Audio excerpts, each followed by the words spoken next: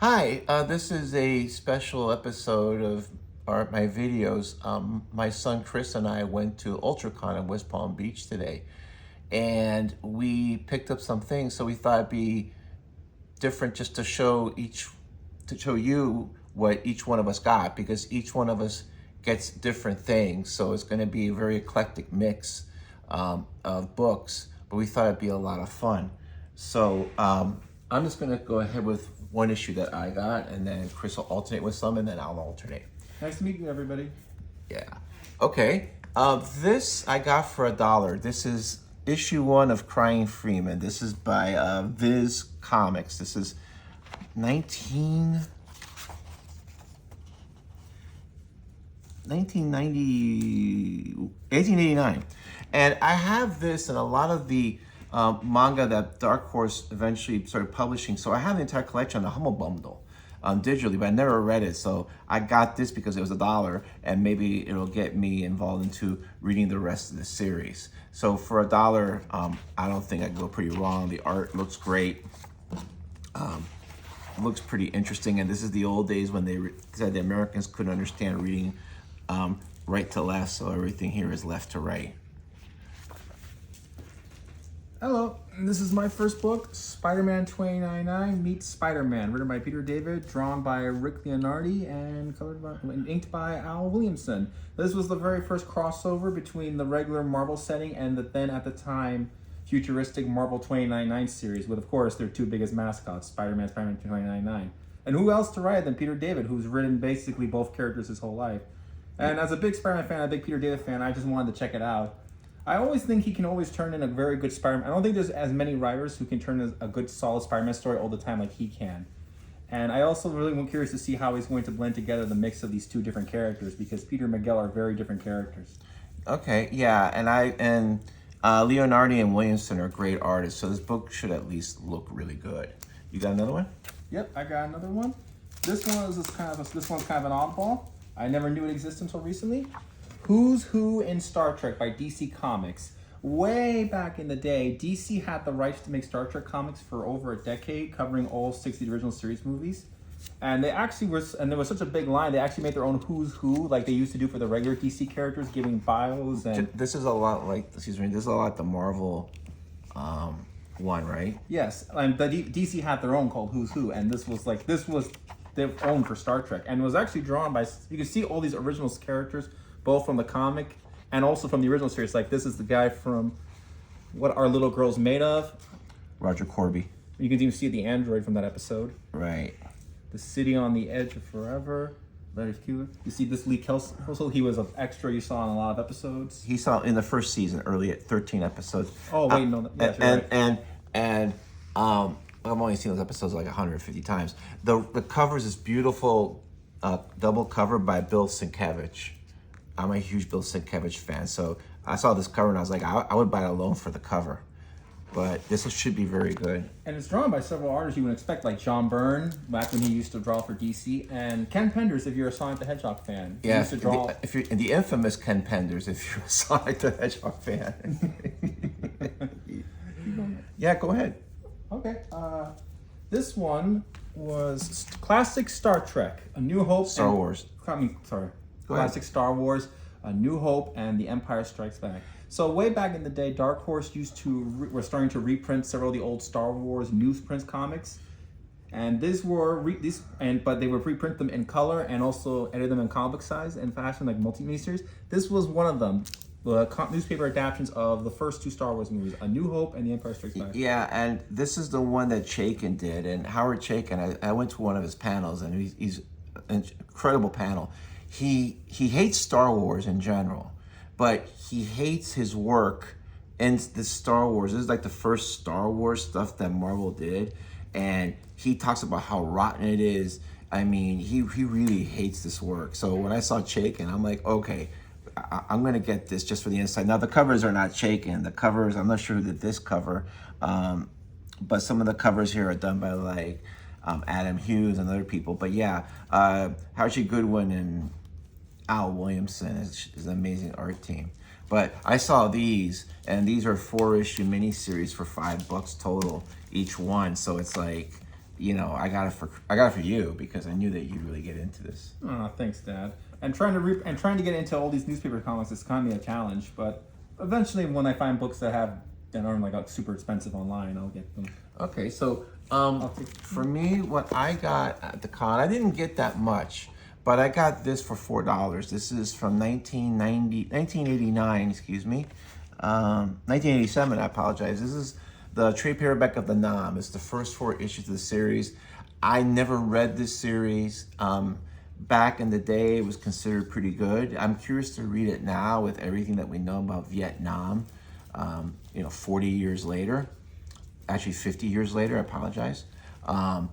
And Michael Golden does the art, and I'm a huge Michael Golden fan. I love this work when he did it on Micronauts, so I'm really curious to see how this story reads.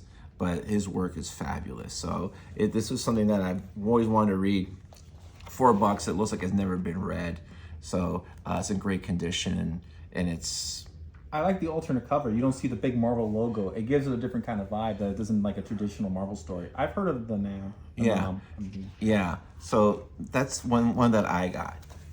Just so you know, Chris definitely got more than I did. Yeah. No, it's not a knock. It's just you did. This was a 5-part series. Batman from Legends of the Dark Knight, The Prey. 5-part storyline by Doug Monk. Yeah. Doug Monk, and drawn by Paul Galassi. And he's inked by Terry Austin. This was the first appearance of old Batman villain Hugo Strange in the post-crisis timeline.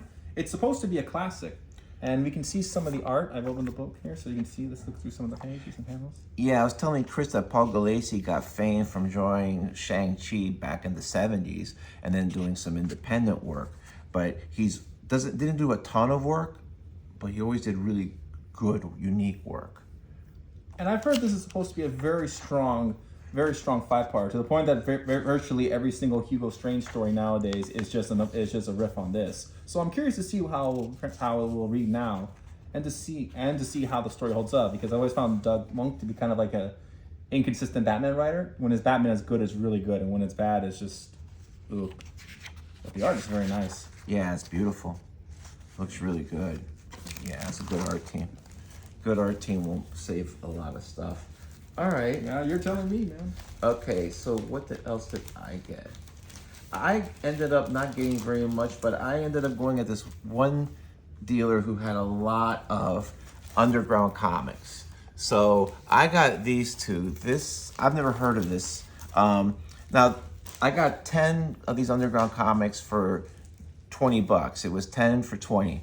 And, these are not, they're pretty, the covers are kind of beat up. Not too bad, but the interiors are pretty good. But this is the Checkered Demon, number 1 and number 3. This is something that S. Clay Wilson, he drew, and it was published by Last Gasp when they're out of San Francisco.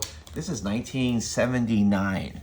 And that's great for 1979. Well, yeah, it does. And I don't know how much of this I can show, because we know that S. Clay sometimes went a little bit esoteric. No, let's just say that back in the day, before you'd be banned on Instagram for showing explicit images. But the art here is amazing. It's really quite good. So each one of these was $2. So I figured that, and I like the unique style, because this is the comic, but it's the long way.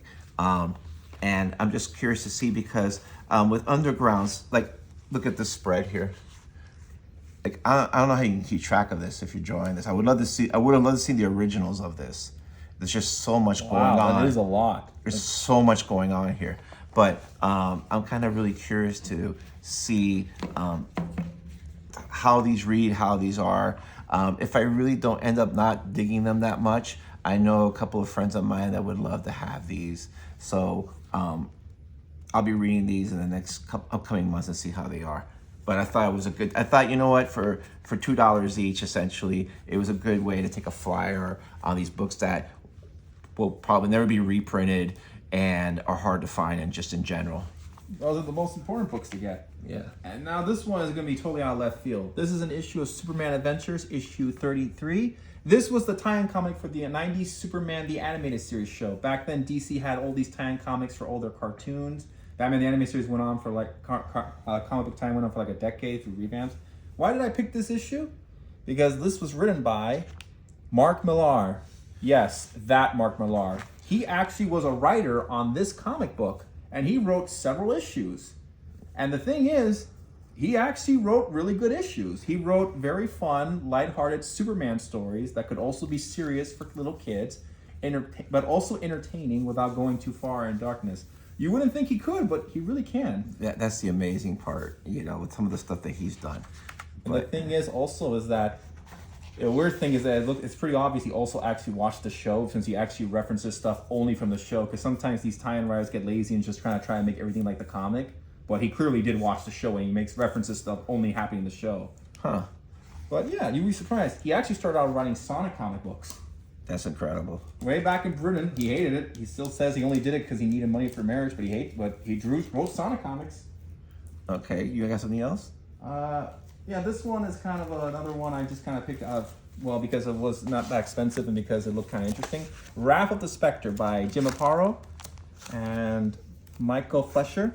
Or Fleischer? Fleischer. Maybe. I'm not a big Spectre fan. I like the character just fine. I just don't think he really works in a major DC universe, because, you know, he can just solve every problem by killing people, and they can't do that, so he just kind of does nothing, or he just kind of acts like an asshole. But I think like small miniseries where he's up doing his own thing are what really works for the character. And I think he also works more like a horror, like sort of like a horror character, and not try and make him more like a superhero, because like who could honestly fight the Spectre? Right. I just want to open this up because Ooh, look at that art. these are some cover galleries, but the main art is done by Jim Aparo, and you can just tell. I seen this in the old Batman comics when I was young, and I used to read the Jim Aparo stuff. You know, just really, you know, just a really great artist. So I think this will look good. I think this is pretty cool. It's got that look, but it's a cool look. I always like Jim Aparo's art. It always somehow looks retro yet oddly timeless. If that makes any sense. No, it makes sense. And, you know, I mean, there's a reason why he was always assigned the Batman book, and why he was considered one of DC's best writers, especially for like nighttime horror, creepy. I think that's why he worked with Batman. I think he works with this really well. All right, now you introduce something, Dan. Okay. Along with the stay on the underground comics, I found this. R. Crumb's Best Buy Comics. I have no idea what this is. All I know is that this was published in 1979, and this is published by Apex Novelties. So I'm not sure who Apex was, but you can tell that this is that 1979 Crumb work, where it's not that 60s kind of stoner thing, and you can see his art's getting more developed. Again, this was $2. The cover's okay, but I got it just because, but it's very, very readable. So I'm kind of curious just to see, you know, how the story is, but you can tell here that Crumb's work is really starting to develop, and it's really just really great comic books. I mean, some of his stories I don't like because I think they're a little too extreme, but you can't deny his art and the influence he had on so many, you know, cartoonists and comics artists. So I got this, and again, this is like for $2, so I couldn't pass it up. And this one's another miniseries. I didn't mean to get all these miniseries. They just priced them all together so cheaply. But this one is called The World of Krypton, a miniseries by John Byrne and Mike Mignola. And this was way back during the John Byrne era of Superman, when Superman was rebooted during the first crisis, and they were trying to revamp his origin. This was basically an origin story for the planet Krypton. They did a few of these World of books for Superman. This was the only one I believe Mike Mignola drew, and just look at that art. It's absolutely incredible. Even this, look at that giant robot. And honestly, John Byrne's Superman era is like, it's kind of like mostly missed, but the art, you can't deny the Mike Mignola art is just worth buying on its own. Right. very cool. I remember this from back in the day. I didn't mind John Byrne's take because I think he really tried hard to refresh the character and get away from what was done before, because I think that was what he was told to do. So I didn't mind it as much, but you know, at least it was different. Because a lot of times, I mean, I know everybody talks about Alan Moore's story. That was the last revamped story, how great that story was. But I read a lot of Superman Action Comics, and some of the stuff just got really silly after a while. Me next, I got women's comics. I think I've heard of this. This is also by Last Gasp. This is all primarily female contributors. So this issue is Linda Berry, M.K. Brown, Joyce Farmer, Melinda Gaby, Aline Kaminsky, Diane Newman, Sharon Rudolph, Trina, I guess is Trina Robbins, but she goes by Trina, and Mary Wilshire. And so I think these are just basically women's creators writing women-centric stories. Again, this is part of that $2 deal. So some of the art is going to be just different and underground, but I'm just curious to see how it is. Some of the stuff looks really good. It's just very different stuff. And this was published by Last Gasp in 1984. Wow. So this thing is literally 40 years old. So yeah, it's amazing. I was at Miami-Dade. I was in my second year in college in this thing. I didn't even exist back then. Yeah, not for a while. You weren't even Twinkle of a Twinkle. Oh. All right, so what do you got? Well, I was about done, and then when I was going to meet up with you, I did see one more book miniseries for $50 out in $50 right on the open. I took a while to think about it, but I decided to finally buy it. This is JLA Avengers, the famous crossover by Kurt Busiek and the late George Perez, the final Marvel and DC crossover as of this recording, and it's pretty much what you expect: the Justice League of America, back when they were called that, meet the Avengers in a jam-packed story. And this is a book I really wanted to get for a long time. I remember when they first announced the special trade to honor George Perez as he had to admit his cancer diagnosis and he was dying. And they limited it, and we got shut out. Like yeah, almost everybody got shut out. Yeah, we both pre-ordered. Like I remember pre-ordered 2 minutes after the first tweet about it, and then I found out that I still didn't get it. Yeah, and even Phantom, they were able to get 3, and Jeff called me and said, "Listen, you were number 4, so I have to honor in the way they were ordered." And he felt bad. He really felt bad, and I wasn't mad at him. I was more mad at Marvel and DC for not wanting to print more copies. But you know, you told me, you came by and said, "Hey, you know, I see this miniseries. It's a bit of money." And just so everybody knows, this was $50. But I want you to see it. So I went to see it, and I'm like, and it was at that table that I was at where I got you the Star Wars books, and it was right on the table. I didn't even see this, and I was like, how did I miss it? And nobody, I guess, saw it. Yeah, it was right out on the front, right next to a Psylocke miniseries collection that actually cost more than this. That's the Psylocke miniseries. I think the Psylocke miniseries covers distracted everybody because Psylocke is there, her back facing you. She's looking back, and she got most of her cake on display, and I think that's what got everybody distracted from this book. That's just every Psylocke cover ever. But this was like extra cake, I said, you know, well, I mean, that's probably the best price you can. Chris did his research. He said if that's the best price you can find online for the issues. The trade. The newest trade is like between $150, $200 or more. On Amazon, they're selling copies for $350. That very, very low price. eBay, I actually looked for a bit, and all the scales right at this moment were around $50, not including shipping.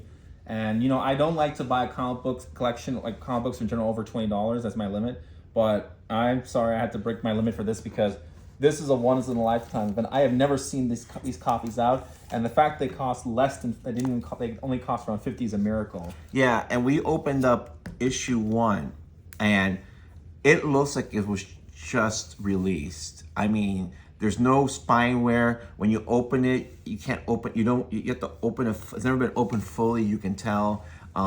The paper's really good. It looks brand new. I mean, the paper stock is different, and it has that card stock cover, so you know it's from not from current days. But other than that, it looks brand new. I think this is, I don't know what grade it'll get. I don't even care about grade, but as far as this is like as light new or new as you can get. This looks like I mean, so it looks like this was bagged, boarded, put away, and kept in good condition, and just sitting around waiting for somebody to buy it. And I mean, you look at this cover, I mean, what the hell? How can you draw all those characters? Right. Look, and this, I mean, even this, all this stuff. All this here just snuck in. I think that's Sunspot. Yes. Sunspot, Black Lightning, Red Tornado Division. Right. And you know, this really is a time capsule of 2003 Marvel and DC. We got the old DC logo. The Justice League are still called the Justice League of America.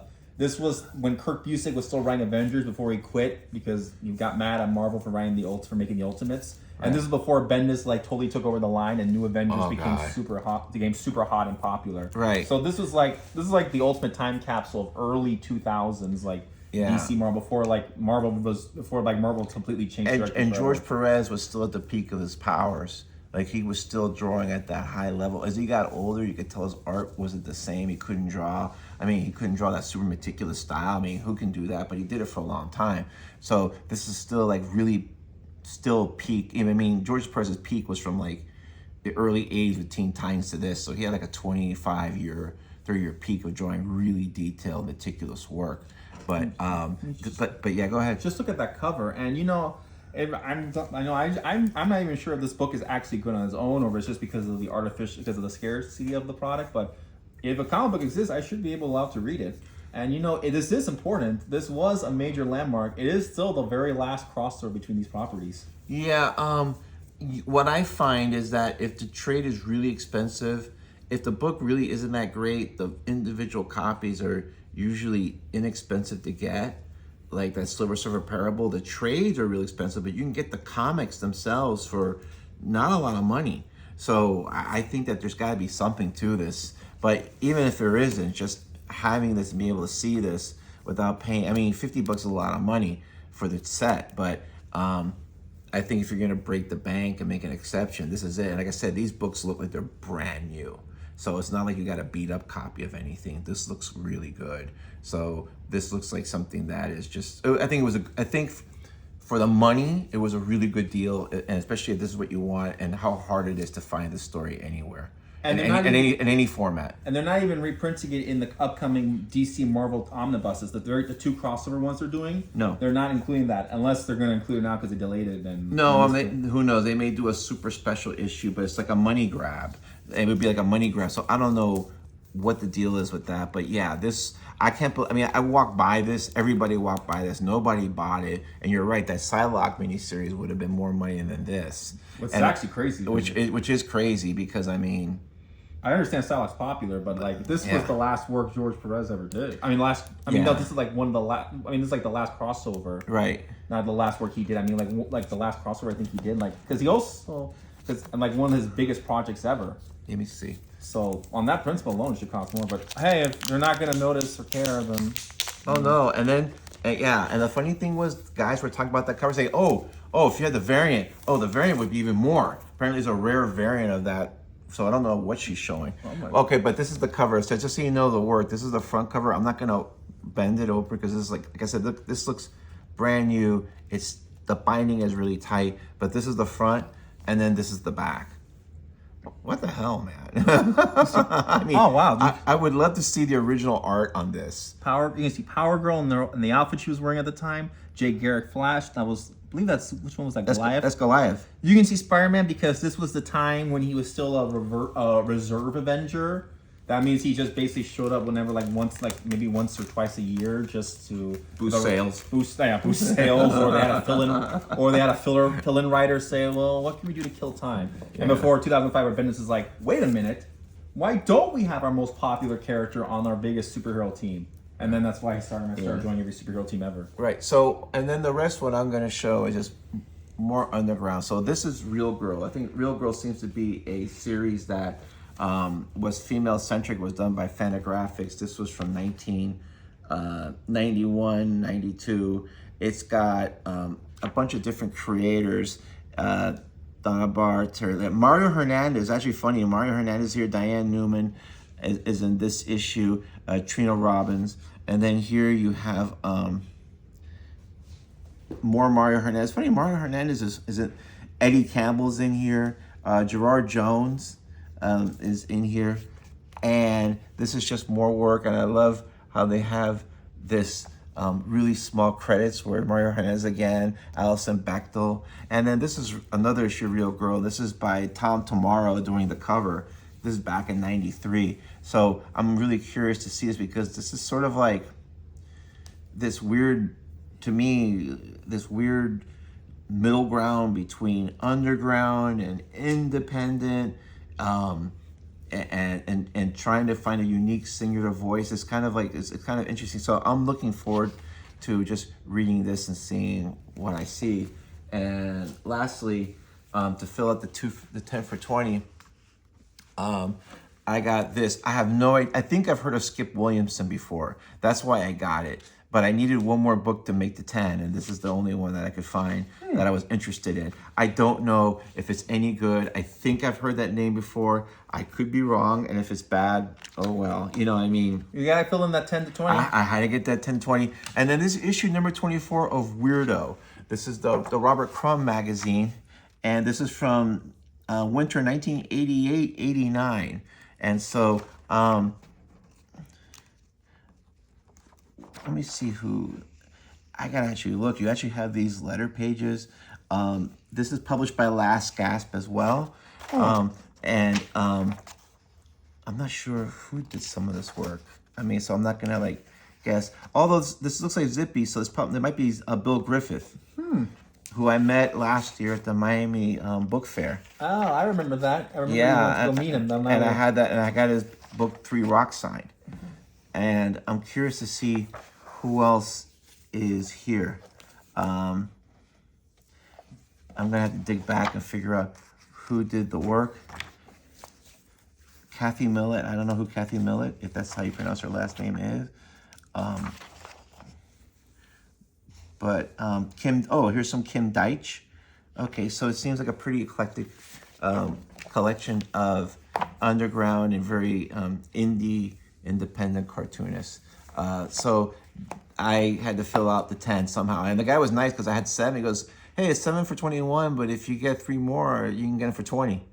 Well, And I'm like, I guess you want to clear your inventory. He's like, yeah. So I'm like, okay. you can trust a guy that honest.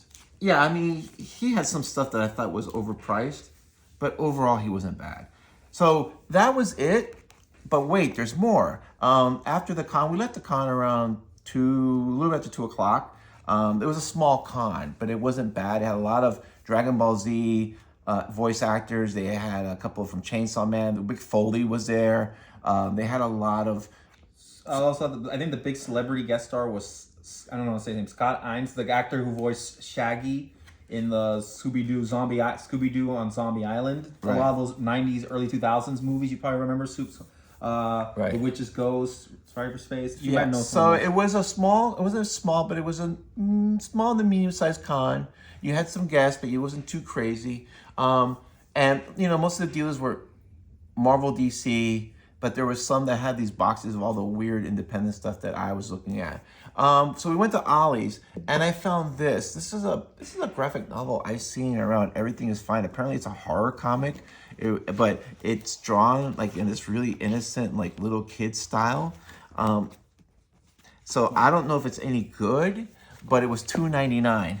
So regularly it's $19.99. Yeah. So I couldn't pass it up. It's volume 1 by Mike Birchall. If I don't like it, then fine, I just won't buy more. But for $3, It's a steal. It's a steal. And you know what? I can take a flyer for $3, and it's a lot of comics. You're talking about 200 pages of comics. This fine on its own.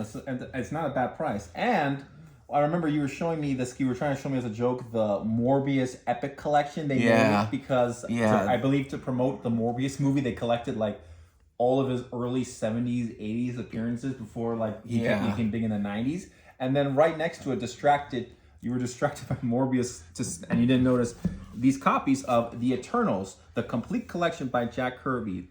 which is this is as the title obviously says, a complete collection of Jack Kirby's original Eternals comics, all 20 issues. Yeah, and I think I was distracted by Morbius, the Epic Collection, but you said, hey, look, I got this, and I go, do they have more? I go, yeah, it's right next to the Morbius, and you're like, you got distracted. I'm like, yeah, but this is all 20 issues, and really I just got this because it's Jack Kirby.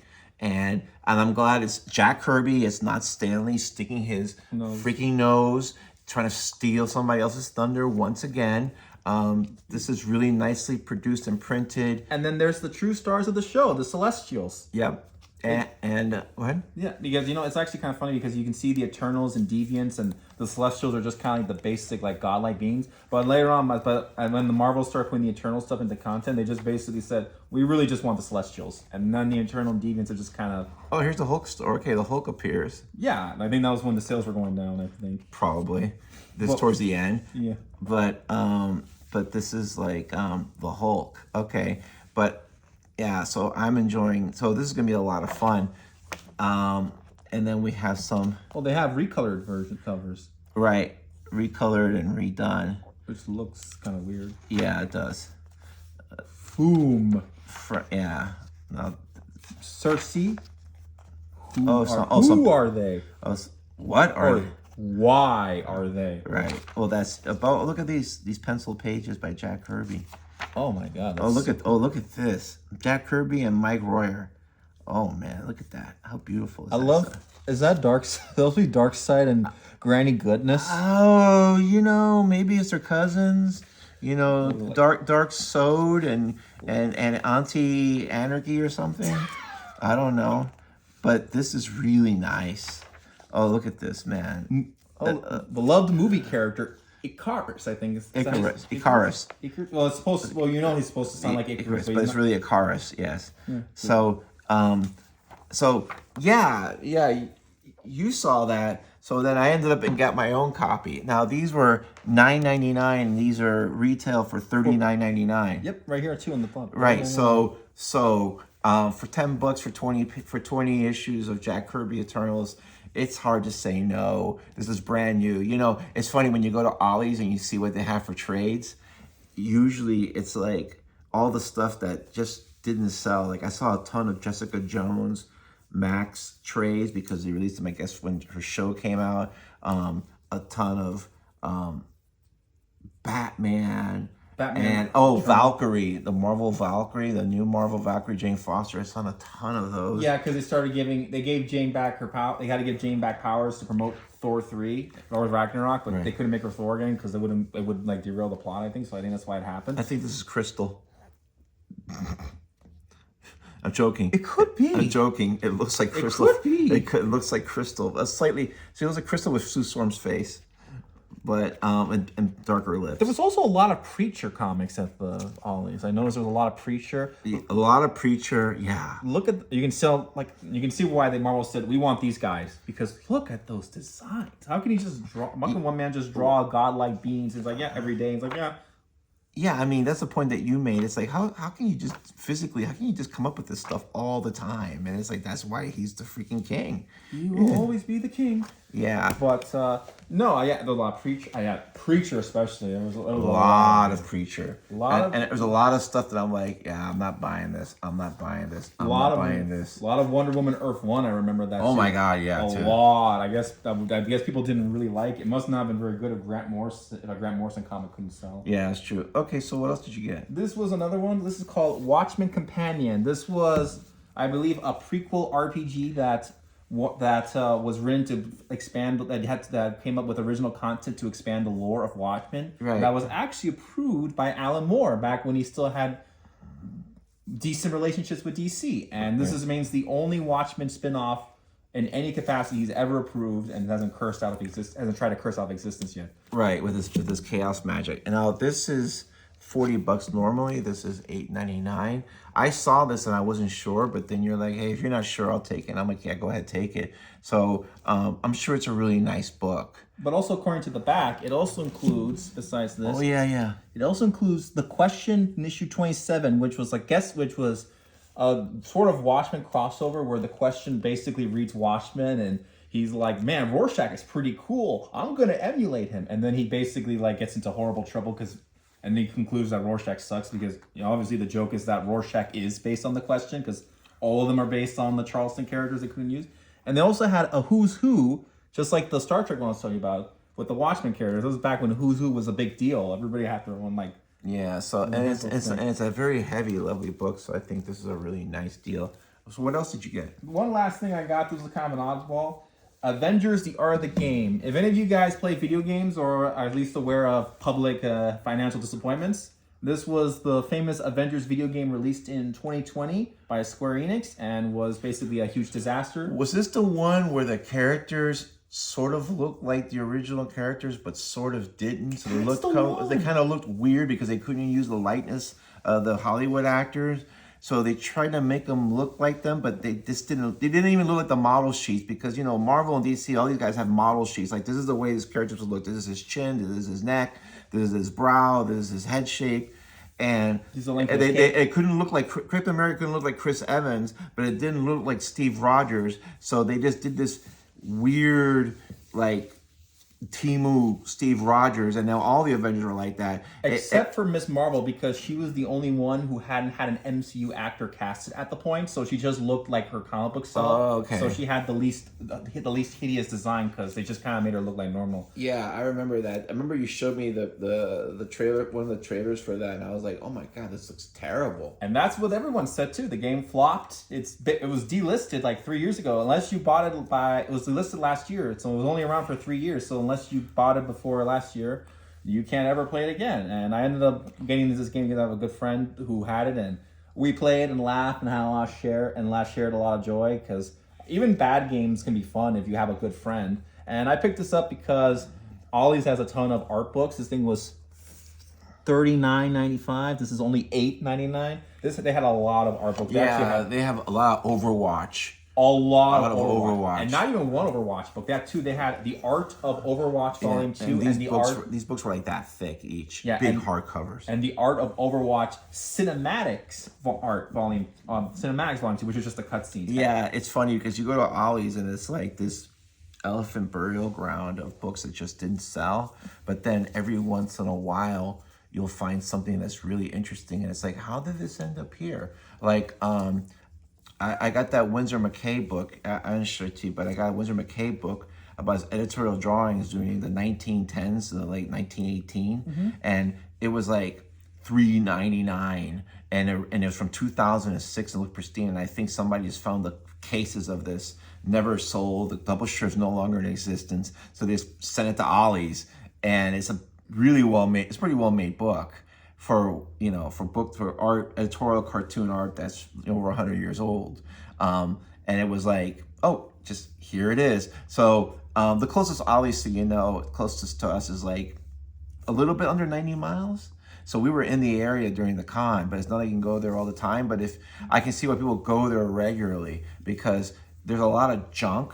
But if you look around, you'll find something and you're like, oh, this is not junk. This is actually pretty cool. One man's trash is another man's treasure. Remember that time we went to that comic book convention like a few years ago? There was a bargain bin, and I found the issue for the Superman issue for The Man Who Has Everything. Yes. For $5, the famous Alan Moore story with Mongol and the Black Mercy that DC references every 5 years. Yeah. And they still do. Yeah, I know. That's why I laugh. Even the new Superman cartoon references it, because why not? Yes. But I picked this up because, even though it was a terrible game, it had a charm. You could tell there was some kind of there was something going there. That somebody there clearly tried to do something, but it was bogged down by company politics, terrible monetization practices. Monetization, yeah. They were terrible practices to milk people on their money, ugly designs that didn't look, and weird character costumes. Later on, when the game started flopping hard, they started giving them more comic book costumes and giving them more like outlandish and instead of the weird pseudo MCU. We gotta be realistic, and then they realized, oh wait a minute, they all look kind of ugly. Yeah, but I also want to show it to my friend because I think he'll appreciate it too, and that's why I'm just curious to see what the development process was. How did we go from I want to see where they started off. Did they want to make them look like the movie actors, or were they like the comic books, or was it like a weird fusion? Yeah, let me see what the back looks like. Oh, here's the back. looks kind of dark. I think Oh, this is just villains. We're not even sure who these villains are. they're the generic AIM robots you fight every every game. And no, despite fighting like an endless swarm of AIM robots, you never fight Ultron because they were sitting him for DLC that never got made because the game got delisted. Right. So that's it for what we got. I hope you enjoyed this, and if you still sit through this to the end, I applaud your patience and your stamina. Yeah, for dealing with both of us when we both talk about comics. Yeah, and as you can see, it's funny because like Chris is more like what I was into 20, 30 years ago, but he is a little over 30 years younger than I am. But like this, I definitely want to read. Like I can't believe I missed this. That Psylocke cover distracted me. It distracted everybody. And the Morbius cover distracted you from the Eternals. Oh God, yeah. Morbius is too powerful. But this stuff is really. So I thought we got a nice eclectic mix, and we'll trade comic books back and forth. Like I said, I'm not a big nostalgia guy, so usually when it comes to 80s stuff, I'm like, like whatever. But I'll definitely read this, just if anything, for the art. And I know Kurt Busiek, he will at least try to make a good story. He's a good writer. He's always a good writer. His just books, I don't think any of his books ever sold that well. I think that's Well, they sell, but they're not gonna. Okay, they don't sell like Tom McFarlane or Spider-Man did, because nothing really did. But I mean, he's had his Astro City forever. That has a loyal fan base. And, that's true. And he did write Marvels. That is in the true. 80s. I gotta respect him for that. That was a great miniseries. That was the first time I heard of him, and that was a great miniseries. So he's a good writer. I just think that, in comics, especially today, they've really pulled, for the last 20, 30 years, they've really pulled away from at first they pushed the artists, and then after Image happened, they've really tried to depower the artists and they pushed the writers. But now what I realize is that they don't push the writers or the artists. They just interchange them, like just interchangeable pieces, and put them one book and then another book, so they don't get a long fan following. But Busiek, he was on the Avengers for a long time, and I liked his take. Like I liked his take on Black Panther, because Black Panther was like Batman. Yeah, and he had those glowing eyes, and he would have the cape, and he was like very Machiavellian. I thought it was a cool take, but I think what happened was that it's like for whatever reason they changed the Bendis, and Bendis is like disassembled. Something happened. We're going to talk about it for the whole issue, and then next, that Bendis style that at first when you read it's interesting, but after a couple of years it was like, okay, enough already. Please. I think early on his early issues were strong. And I do kind of understand why they replaced Busiek, because while both Busiek is a very good writer, Bendis and Millar had a better, pulse on what was current that day. Like if you read Ultimates 1 with Mark Millar and Brian Hitch, I think did the art. It looks it looked like something from the 2000s. Yeah, Kurt Busiek always and George Perez are great, but their comics always had like a retro style. So I'm not dissing them. I think they're both incredible. I understand why Marvel wanted with what they thought was hip at the time. Yeah, for better or for worse. And also the same thing with World of Krypton. I guess that art. I don't even know if this is gonna be a good story. It's John Byrne, so it's like a coin flip. It's either really good or is him just. And no, I don't think he did a bad job. I just some of the things that he did to like piss off Jack Kirby and stuff weren't the coolest. But I don't think they're bad. They're just different. But again, he was told to revamp it, and he did. And they gave him a lot of leeway in doing that. So, he did what he was going to do, and John Byrne is one of the most egotistical people in comics, and that's saying a lot. He still can't get a job. And nobody will. He's so egotistical, nobody will hire him. There's like a Deadpool. Him and Jim Shooter, like, who is the one that is the first one that'll ever get like any kind of like work from a publisher these days? Because Jim Shooter was doing stuff for Dynamite, and then he got kicked off. And John Byrne hasn't been heard from since he started doing his Photoshop. Since he finished his Photoshop Star Trek book. Oh, I have that on Humble. Although John Byrne is doing that El Swen, which is a fan fiction comic from the 80s, where he just gives it away for free, and he's reimagining how he would write the X-Men after Jean Grey died. But how he's writing and drawing it. It's basically the same like Chris Claremont's X-Men Forever, except that Chris Claremont got paid for his and Burns is just fan fiction. Yeah, but Chris Claremont, man, I don't care what anybody says. Even back in the day in the 80s, I would read these books and I'd be like, enough, just get to the point. Oh my God. Him, Roy Thomas, they all came from that era that they had to be, like Stan Lee, they all thought they were like Norman Mailer or something, and it was like, you're not a great novelist. You're writing comic books. It's a different thing. Well, And I don't want to be mean, but it's true. And it's like, it's like they thought they were like serious writers, and it's like, these are comics. You got to write them a certain different way. Like, you make a movie. If you're trying to make a great film, if you're a good action director, you're not going to sit there and try to make like a great period piece like a Stanley Kubrick film.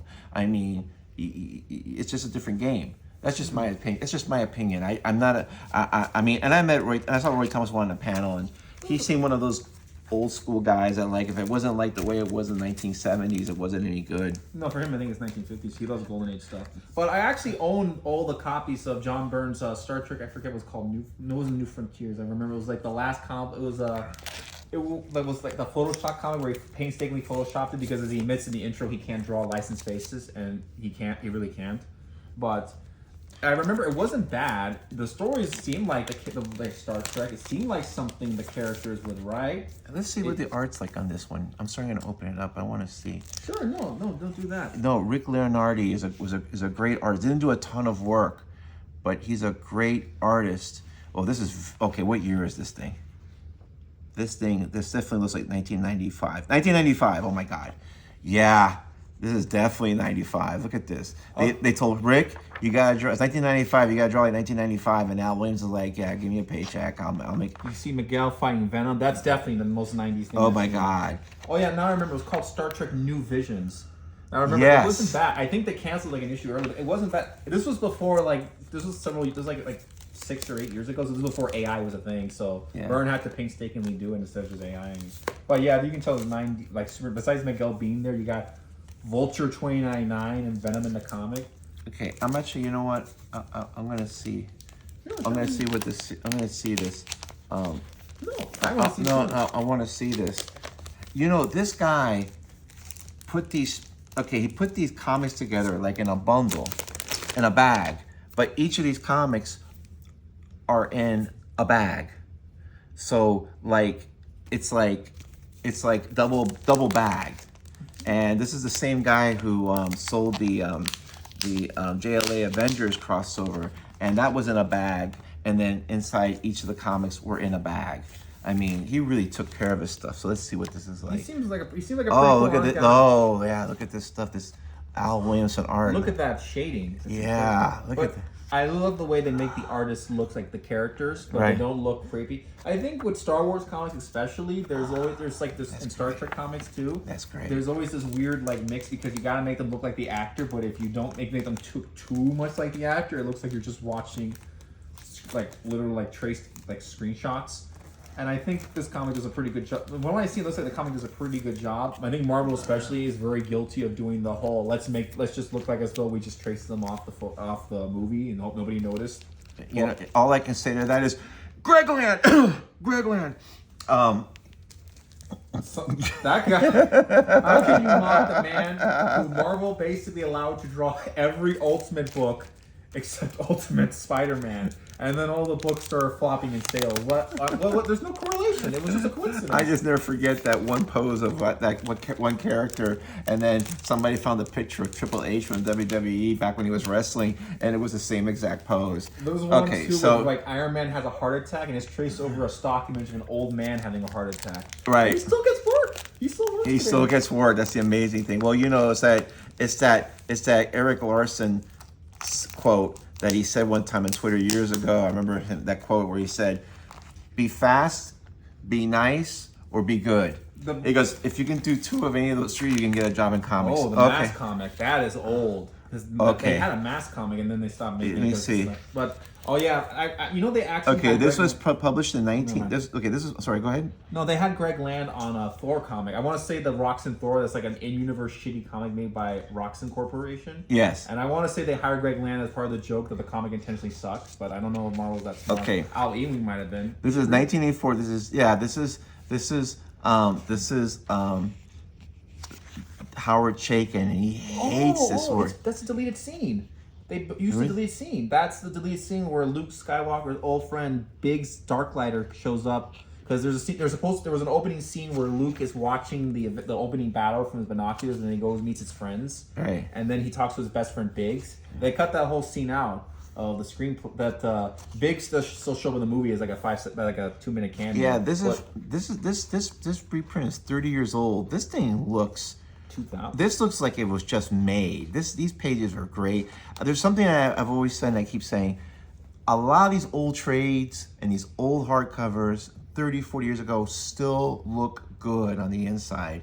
I think the quality was just better.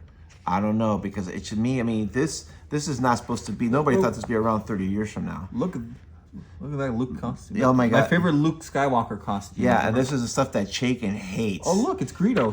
He shot Greedo first because this is before. But okay, this is before they retconned it where he didn't, but he did shoot him first. Oh my God, he actually blew him up. I wonder if they also included. Oh my God, they actually did. Maybe this is the Marvel comic actually. They included the deleted scene where Jabba the Hutt shows up Well, that's right. He showed up in the first movie and then they cut him out. Yeah, but they actually used his original design. See, this is how Jabba looked back in the original. This is how they were gonna. Oh, before they made him big fat slug thing. Yeah, this was because originally George hadn't put up they hadn't given him a Jabba design, so they had to make one up. This was Jabba's design. He was just this ugly pig guy. And then, okay, this is way cool. Yeah, and then later on, Marvel. This was the Marvel comics reprinted the first 3 Marvel. I thought it was a newspaper print, but no. No, it's a Marvel comics. But yeah, well, no, actually, if I remember correctly, the first Star Wars Marvel comic was one of those Treasury editions. Huh. I've seen it, and I think that was like Chaykin's work. And like I said,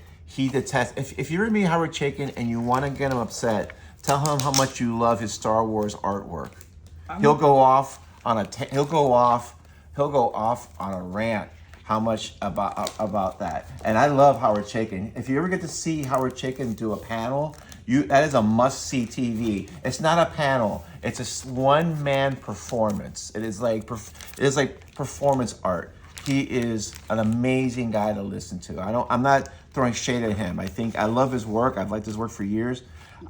He's a great, and I'm just telling you. But he just for whatever reason he just hates this work, and I can't tell you why. Let me see. This one's from The Empire Strikes Back. I want to see it has some deleted scenes. This was the original conversation between Vader and Palpatine because they redubbed it for a special edition. But this was before they had like an official design for Palpatine. It was just like I think like a monkey or a mask or something. And then so Palpatine has no face here. I want to see if they also have like. Who did the art on here? Oh, Al Williamson. Jeez, look at this. How beautiful is that? Look at those bounty hunters. Look how beautiful is that, man. God, look at that. This looks so good. There's one I want to see. Let me see. Yeah, one go change for it. I want I'm to sorry. see. I'm sorry to hijack the book. I love having your opinions, Dad. Okay, let me see, because there's one I wanted to see they did. Oh yeah, because this is the funny one. This is one I want to see. This was originally what Han was going to say when Leia said, "I love you." And then he was going to give this big speech where he said, "Just remember that, Leia, because I'll be back." And then Harrison Ford said, "No, that's stupid." So he just added on the spot, "I know." And then George had to go, "Yeah, that's a better line." So this was the original long dramatic. I love some of these colors and stuff. This is beautiful. Oh, look at this one. Oh, this is nice. Oh, this is some good stuff here, man. Yeah, man. Al Williamson, God rest his soul, man. Rest in peace. Look at that. Look at that Lando. It looks like Billy D. Williams, but not like. Yeah, this looks like Billy Williams. It looks like, you know what? This looks like Billy D. Williams. It looks like Lando, if that makes any sense. It looks like Lando, but it's not totally a ripoff. It's good. It's a nice balance. Al Williamson is just so good, man. So unheralded. I mean, people that know he's not unheralded, but God, he's so good. He's so good. I don't think Empire Strikes Back had that many deleted scenes they probably left in the comic, but I just wanted to see this one. Let me see if they actually had the famous one. Oh yeah, here's the famous one. I am your father. And then this. I guess they have to tell them too. I guess they have to tell them the twist eventually for this comic, but right. It's really interesting too. Look at that! Look at this. It's beautiful, man. It's beautiful. I always really appreciate these comic book adaptations of movies and novelizations because they're always made early on, so they always keep in a lot of stuff that was cut out of the movie. Right. So it's like looking at an early draft. Peter David actually used to write Spider-Man movie novelizations, and I've read some of them, and they're pretty strange. They're weird because the Spider-Man 3 one also has like a lot of deleted stuff.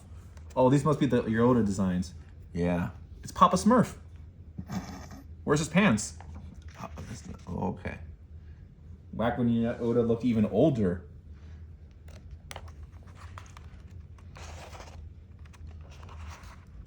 Because I remember Yoda. I think Yoda was the one. I think Yoda had like a bunch of design change. Oh, Return of the Jedi, the final by also Tales of the Jedi when they were doing prequels. Like I saw this. I saw this there at that table, but I didn't know if it was something that you'd be interested in. But I saw it. I couldn't find all I the saw issues, this. so I didn't. Right. Pick it up. I saw this. But I think it's on Marvel Unlimited, so I'll just Yeah. check it out. But this was back when they were doing like really early prequel stuff, Tales of the Jedi. That was like Right. thousands and thousands of years ago, and then became the super popular Knights of the Republic games, Okay. which are still technically canon because Disney was always planning on making movies to replace it, but they never made the movies, so they're just kind of in that gray. It's kind of canon. We just don't talk about it. Okay. So I think we've. I was gonna say I think we've kind of like talked a lot about these books. So anyone that's, I'm gonna say this again. Anybody that's stayed this long, I appreciate your patience. I hope you found something of interest in just letting Chris and I just talk about comics like we normally talk about comics.